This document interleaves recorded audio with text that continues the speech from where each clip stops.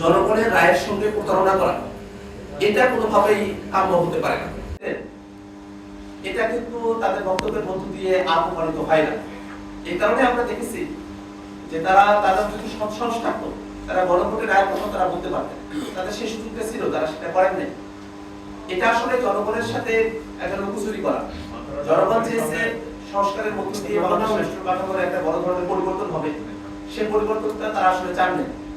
যদি তারা চাইতেন, তারা সংস্কারের বিষয়বস্তুগুলো নিয়ে তারা আলোচনা করতে পারতেন। তারা যে কথাটা বলছেন, চাপে পড়ে তারা একমত হয়েছে, কোন বিষয়গুলোতে তারা একমত হলেন সেটা এখন দেখার বিষয়।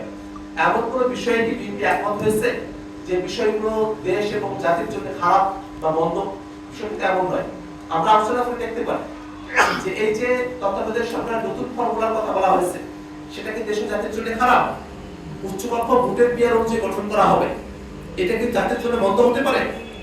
যে সাংবিধানিক প্রতিষ্ঠানগুলোতে নিয়োগটা নিরপেক্ষ প্রতিবদ্ধভাবে হবে, সেটাও তো কোনো মন্দ বিষয় না। এই প্রত্যেকটা বিষয়ে সংস্কারের যে বিষয়গুলো আছে, সেই বিষয়গুলো দেশ এবং জাতির জন্য ভালো। হ্যাঁ, এটা সত্য, যারা দেশকে ফেসিবাদী কায়দায় চালাতে চায়, যারা দেশকে স্বৈরতান্ত্রিক জায়গায় পরিচালিত করতে চায়, যারা দেশের ক্ষমতাকে কুক্ষিগত করে রাখতে চায়, তাদের জন্য বিষয়গুলো খারাপ হতে পারে। কিন্তু অপারেটর দেশের জন্য এই জিনিসগুলো ভালো। আমরা সেই বিষয়গুলো নিয়েও তাদের সঙ্গে আলোচনা করতে পারি। ঐক্যমত্য কমিশনে আমরা দিনের পর দিন এই বিষয়গুলো নিয়ে আলোচনা করেছি। কিন্তু জনগণের রায়ের সঙ্গে প্রতারণা করা এটা কোনোভাবেই কাম্য হতে পারে না। আমরা মনে করি যে সরকার দল, তাদেরও অনেকেই আছে, তাদের সমর্থকেরা যারা গণভোটে হ্যাঁ পক্ষে অবস্থান নিয়েছে। বিএনপি শুধু যে তাদের যারা বিরোধী, অর্থাৎ যারা বিএনপিকে ভোট দেয় নাই তাদের সঙ্গে প্রতারণা করছে, বিষয়টা এমন নয়। বরং যারা বিএনপিকে ভোট দিয়েছে এবং গণভোটে হ্যাঁ ভোট দিয়েছে, তাদের সাথেও বিএনপি প্রতারণা করছে।